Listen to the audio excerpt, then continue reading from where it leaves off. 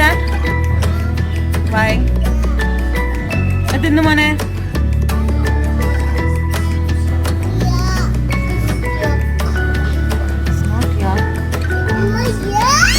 അല്ല മോനെ കഴിക്ക്.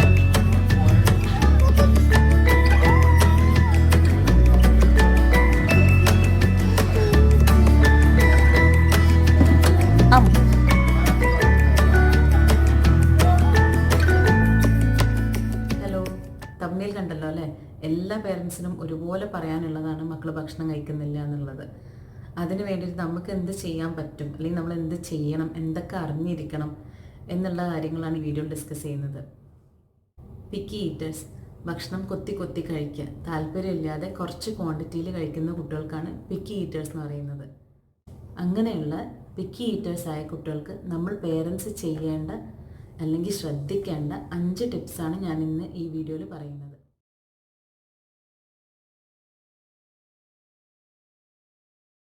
അതിനു മുമ്പ് കുറച്ച് കാര്യങ്ങൾ അറിഞ്ഞിരിക്കണം. എന്തുകൊണ്ടാണ് മക്കൾ ഭക്ഷണത്തിനോട് നോ പറയുന്നത്? അത് അവരുടെ ഒരു പേഴ്സണാലിറ്റി ഡെവലപ്മെൻറ്റാണ്. അതായത് നമ്മൾ തീരുമാനിക്കും മക്കൾ എന്ത് കഴിക്കണം, എപ്പോൾ കഴിക്കണം. നമ്മളാണ് എല്ലാം ചാർട്ട് ചെയ്തിട്ട്, നമ്മളിപ്പോൾ ഇപ്പോഴത്തെ പേരൻസൊക്കെ ന്യൂട്രീഷനൊക്കെ നോക്കി എല്ലാം ചാർട്ട് ചെയ്തിട്ടാണ് തീരുമാനിക്കുന്നത്. അത്രയും നമുക്ക് തീരുമാനിക്കാം. അവർക്ക് ആകെ തീരുമാനം എടുക്കാൻ പറ്റുന്ന ഒരു കാര്യം അത് കഴിക്കണോ വേണ്ടേ എന്നുള്ളതാണ്. അപ്പോൾ അതിൽ ചിലപ്പോൾ അവർ യെസ് ഓർ നോ പറഞ്ഞിട്ടുണ്ടെങ്കിൽ അത് നമ്മൾ ഇടയ്ക്കൊക്കെ റെസ്പെക്റ്റ് ചെയ്യണം. വാശി പിടിക്കുന്നത്, അത് കഴിക്കൂല എന്ന് പറയുന്നത്, വായ പൂട്ടി വെക്കുന്നത്, തല തിരിക്കുന്നത്, അതൊക്കെ ഒരു പേഴ്സണാലിറ്റി ഡെവലപ്മെൻറ്റാണ്. അപ്പോൾ അത് കാണുമ്പോൾ നമ്മൾ സന്തോഷിക്കാൻ വേണ്ടത്, ഓക്കെ ഇവർക്ക് സ്വന്തമായിട്ടൊരു തീരുമാനം എടുക്കാൻ പറ്റുന്നുണ്ട്. ഒരിക്കലും നമ്മൾ ജങ്ക് ഫുഡ് വെച്ച് സബ്സ്റ്റിറ്റ്യൂട്ട് ചെയ്യരുത്. ഇന്ന ഭക്ഷണം കഴിക്കുകയാണെന്നുണ്ടെങ്കിൽ നിനക്ക് ലേസ് മേടിച്ചു തരാം, അല്ലെങ്കിൽ ചോക്ലേറ്റ് മേടിച്ചു തരാം, അങ്ങനത്തെ പ്രോമിസസുകളൊന്നും കൊടുക്കരുത്. അപ്പോൾ അവർക്ക് മനസ്സിലാവുന്നത് ഈ കഴിക്കുന്ന ഈ ഭക്ഷണത്തിനേക്കാളും നല്ലത് ആ ഭക്ഷണമാണ്, അതുകൊണ്ടാണ് അവരെനിക്കത് ഓഫർ ചെയ്യുന്നത് എന്നുള്ളത്. ജങ്ക് ഫുഡ് കൊടുക്കരുത് എന്നല്ല, പക്ഷേ അതിൻ്റെ ഫ്രീക്വൻസി നമ്മൾ കുറക്കണം. ഡെയിലി കൊടുക്കാതെ വല്ലപ്പോഴും ആഴ്ചയിൽ ഒരു ദിവസമൊക്കെ നിങ്ങൾക്ക് ജങ്ക് ഫുഡ് കൊടുക്കാം. കുട്ടികൾക്ക് വേണ്ടിയിട്ട് ഉണ്ടാക്കുന്നത് തന്നെയാണ് ഈ ഫുഡ്. പക്ഷെ അതിൻ്റെ ക്വാണ്ടിറ്റി നമ്മുടെ കൺട്രോളിലായിരിക്കണം എന്ന് മാത്രം. 1 ബൈറ്റ് റൂൾ, അതായത് ഒരു പ്രാവശ്യം കഴിക്കാൻ പറയാം. നമ്മൾ പറയില്ലേ ഒരു കടി, അതുതന്നെയാണ് ഈ 1 ബൈറ്റ് റൂൾ. ഫോർ എക്സാമ്പിൾ, ഒരു ആപ്പിളിൻ്റെ പീസ് കഴിപ്പിക്കണം എന്നുണ്ടെങ്കിൽ ഒരൊറ്റ പീസ് കഴിച്ചാൽ മതി എന്ന് പറയാം. ആദ്യത്തെ ദിവസം മേ ബി അവർ പറയും വേണ്ടാന്ന്, ഓക്കെ. നെക്സ്റ്റ് ഡേ പിന്നെയും വെച്ച് കൊടുക്കുക അതുപോലെ, അപ്പോഴും വേണ്ട. അങ്ങനെ ഒരു 3-4 ദിവസം കഴിയുമ്പോൾ എന്തായാലും അവരത് ട്രൈ ചെയ്യാതിരിക്കില്ല. ഒരു പ്രാവശ്യം കഴിക്കാൻ പറയാം. അപ്പോൾ ഒരു പ്രാവശ്യം അവർ കഴിച്ച് നോക്കും. പിന്നെ നമ്മളത് ഒന്നും കൂടി എന്ന് പറയരുത്. ആ ഒരു പ്രാവശ്യം കഴിച്ചതിനെ നമ്മൾ അപ്രീഷിയേറ്റ് ചെയ്യുക. അങ്ങനെ ഇടയ്ക്കിടയ്ക്ക് ഓരോ പീസ് കഴിച്ചാൽ മതി. നമ്മൾ പിന്നെ ഫോഴ്സ് ചെയ്യണമെന്നൊന്നുമില്ല. അവർ തന്നെ താനെ അതിൻ്റെ നമ്പേഴ്സ് കൂട്ടിക്കോളും. സ്മോളർ പോർഷൻസ്, ഫ്യൂവർ ചോയ്സസ്, അതായത് ചെറിയ ക്വാണ്ടിറ്റിയിലും കൊടുക്കുക, പിന്നെ അവർക്ക് ചോയ്സുകൾ കൊടുക്കുക. കുറേ ചോയ്സ് അല്ല, കുറച്ച് ചോയ്സുകൾ കൊടുക്കുക. സ്മോളർ പോർഷൻസിൽ കൊടുക്കുക എന്ന് പറഞ്ഞിട്ടുണ്ടെങ്കിൽ അതിന് 2 ഗുണങ്ങളാണ്. ഒന്ന്, അവരത് കംപ്ലീറ്റ് ചെയ്യും, അവർക്ക് തന്നെ സന്തോഷമാണ് ഞാനിത് കംപ്ലീറ്റ് ചെയ്തു എന്നുള്ളത്. പിന്നെ രണ്ടാമത്തെ ഗുണം, അവർക്ക് ഇനിയും ചോദിക്കാൻ ഒരവസരം നിങ്ങൾ കൊടുക്കുകയാണ്. അപ്പം കുറച്ച് കൊടുക്കുക, നമ്മുടെ വയറല്ല അവരുടെ വയറിനനുസരിച്ചിട്ടുള്ളത് കൊടുക്കുക. അതിലും കുറച്ച് കുറവ് കൊടുത്താലും കുഴപ്പമില്ല. അവരത് കംപ്ലീറ്റ് ചെയ്യുമ്പോൾ അവർക്ക് കിട്ടുന്ന ഒരു സന്തോഷം, ഞാനിന്നത് കംപ്ലീറ്റ് ചെയ്ത്, ഒക്കെ അപ്രീഷിയേറ്റ് ചെയ്യുക മക്കളെ. അപ്പം പിന്നെ ഇഷ്ടപ്പെട്ടതാണെന്നുണ്ടെങ്കിൽ അവർ പിന്നെയും ചോദിക്കും. അപ്പോൾ അവർ ആ നെക്സ്റ്റ് ടൈം ചോദിക്കുക എന്നുള്ളതും അവർക്കത് രസമായിരിക്കും. അപ്പോൾ അതിന് വേണ്ടിയിട്ട് നമ്മളെപ്പോഴും ചെറിയ ക്വാണ്ടിറ്റിയിൽ കൊടുക്കുക. ചോയ്സസ്, അതായത് ചോയ്സസ് കൊടുക്കുക. ഇത് വേണോ, ഇത് വേണോ, ഇത് വേണോ. അപ്പോൾ അത് 3 എണ്ണത്തിൽ ഏതെങ്കിലും ഒന്ന് ചൂസ് ചെയ്തേ പറ്റും. അതായത് ഫ്രൂട്ട്സ് വെക്കുക. നിനക്ക് ഇപ്പോൾ സപ്പോസ് ഒരു ആപ്പിളിൻ്റെ പീസ് ഉണ്ട്, ക്യാരറ്റിൻ്റെ പീസ് ഉണ്ട്, കുറച്ച് നട്ട്സ് ഉണ്ട്. ഇതിൽ 3-ൽ ഏതാണ് നിനക്ക് വേണ്ടതെന്ന് ചോദിക്കാം. അങ്ങനെ ചോദിക്കുമ്പോൾ ഇതിൽ 3 ഏതെങ്കിലും, ആ കുട്ടികളുടെ മനസ്സല്ലേ, ഏതെങ്കിലും ഒന്ന് ചൂസ് ചെയ്യണം എന്നാണ് അവരുടേത്. അപ്പോൾ അവർ പറയും ഓക്കെ ക്യാരറ്റ് മതി, അല്ലെങ്കിൽ ആപ്പിൾ മതി. അപ്പോൾ അത് മാത്രം കൊടുക്കുക. അതിൻ്റെ ഇടയിൽ കൂടെ നമ്മൾ മറ്റതും കൂടെ കൊടുക്കാൻ ശ്രമിക്കരുത്. നമ്മൾ പേരൻസ് എപ്പോഴും ചെയ്യുന്ന മിസ്റ്റേക്സ് ആണ് അതൊക്കെ. ചോയ്സസ് കൊടുത്തിട്ട് പിന്നെ അത് അവനെ ചൂസ് ചെയ്തതിന് ശേഷം പിന്നെയും അടുത്തതും കൂടെ അത് ചെയ്യാൻ പാടില്ല. ഓക്കെ, അപ്പം നെക്സ്റ്റ് ടൈം അവന് ഇതുപോലെ വെക്കുമ്പോൾ അവനൊന്ന് വേറെ ട്രൈ ചെയ്യും. അങ്ങനത്തെ ചോയ്സസ് കൊടുക്കുക. അപ്പോൾ smaller portions, fewer choices. Presentation, നമ്മൾ എങ്ങനെയാണോ മക്കളുടെ മുന്നിൽ ഒരു ഭക്ഷണം പ്രസൻറ്റ് ചെയ്യുന്നത് എന്നുള്ളത്.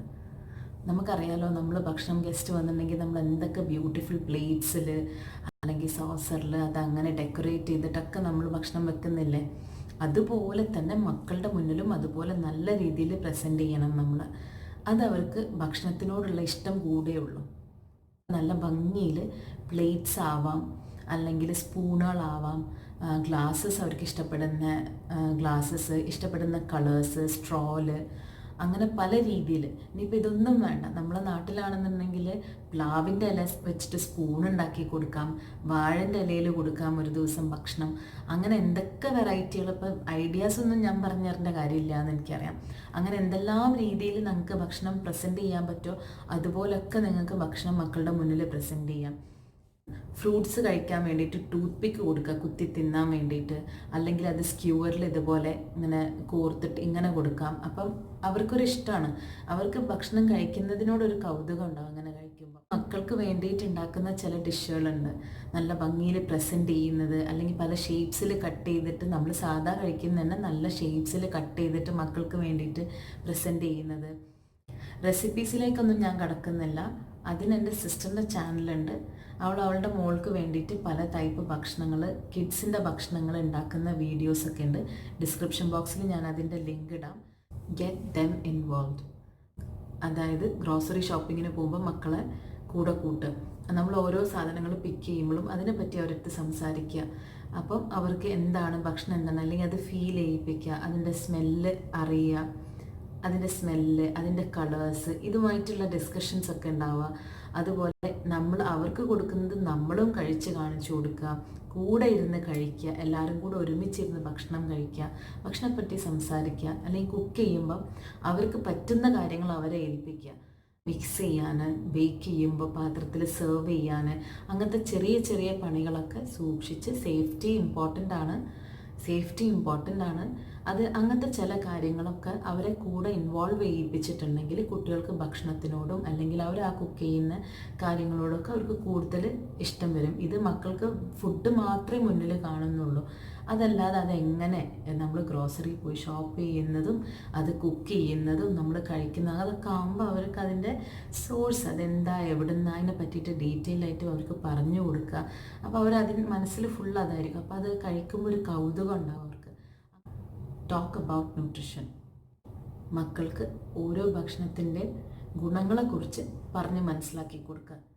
ഫോർ എക്സാമ്പിൾ, ക്യാരറ്റ് മുന്നിൽ വെച്ച് കൊടുക്കുമ്പം ഇത് കഴിച്ചാലുള്ള ഗുണം എന്താണെന്നറിയോ, നിനക്ക് കാണുന്നത് ഇത് കഴിച്ചതുകൊണ്ടാണ്, നിനക്ക് ക്ലിയർ മക്കൾക്ക് മനസ്സിലാവുന്ന ഭാഷയിൽ പറഞ്ഞു കൊടുക്കുക. നിനക്ക് കാണുന്നതൊക്കെ ഈ ക്യാരറ്റ് കഴിക്കുന്നത് കൊണ്ടാണ്, അല്ലെങ്കിൽ പാല് കുടിക്കുമ്പോൾ പറഞ്ഞു കൊടുക്കുക, നിൻ്റെ ബോൺസൊക്കെ സ്ട്രോങ് ആവും, അപ്പോൾ നിനക്ക് നല്ലോണം ഓടാൻ പറ്റും, നിനക്ക് മസിൽസൊക്കെ വരും. അങ്ങനെ അവർക്ക് മനസ്സിലാവുന്ന ഭാഷയിൽ ചെറിയ സിമ്പിളായിട്ടുള്ള എക്സാമ്പിൾസൊക്കെ വെച്ചിട്ട് അവരടുത്ത് അതിൻ്റെ ന്യൂട്രിഷൻ വാല്യൂ പറഞ്ഞു കൊടുക്കുക. അപ്പോൾ ഈ 5 റൂൾസും എല്ലാവർക്കും മനസ്സിലായി എന്ന് വിശ്വസിക്കട്ടെ. ഒരു കാര്യം ശ്രദ്ധിക്കുക, നമ്മൾ ഓവർ കോൺഷ്യസ് ആവേണ്ട കാര്യമില്ല. മക്കൾ അവരുടെ ആക്ടിവിറ്റീസ് കളിക്കുന്നു, ഓടിച്ചാടി കളിക്കുന്നുണ്ട്, അവർ ഉറങ്ങുന്നുണ്ട്, അവർ ടോയ്ലറ്റിൽ കറക്റ്റ് സമയം പോകുന്നുണ്ട്, ഇതൊക്കെ ഉണ്ട്. പിന്നെ അവരുടെ വളർച്ച അവരുടെ ഗ്രോത്ത് ചാർട്ട് അനുസരിച്ചിട്ടാണ് എന്നുണ്ടെങ്കിൽ, ഗ്രോത്ത് ചാർട്ടിനെ കുറിച്ച് ഞാൻ വേറൊരു വീഡിയോ ഡീറ്റെയിൽ ആയിട്ട് ഇടാം, വൈകാതെ തന്നെ ഇടാം. അപ്പോൾ ഇത്രയും കാര്യങ്ങളൊക്കെ അവരത് നല്ല ഭംഗിയായിട്ട് പോകുന്നുണ്ട് എന്നുണ്ടെങ്കിൽ നമ്മൾ കൂടുതൽ പേടിക്കേണ്ട കാര്യങ്ങളൊന്നുമില്ല. അവർക്ക് ആവശ്യമുള്ളത് അവരെങ്ങനെയെങ്കിലുമൊക്കെ കഴിക്കുന്നുണ്ടാവും. ഭക്ഷണം കഴിക്കാത്ത കുട്ടികളാണെന്നുണ്ടെങ്കിൽ അവർക്ക് അതിൻ്റേതായ ക്ഷീണങ്ങളൊക്കെ കാണും. എല്ലാവർക്കും ഈ വീഡിയോ ഇഷ്ടമായി എന്ന് വിചാരിക്കുന്നു. ഇഷ്ടമായെങ്കിൽ ലൈക്ക് ചെയ്യുക, ഷെയർ ചെയ്യുക, സബ്സ്ക്രൈബ് ചെയ്യുക. Thank you.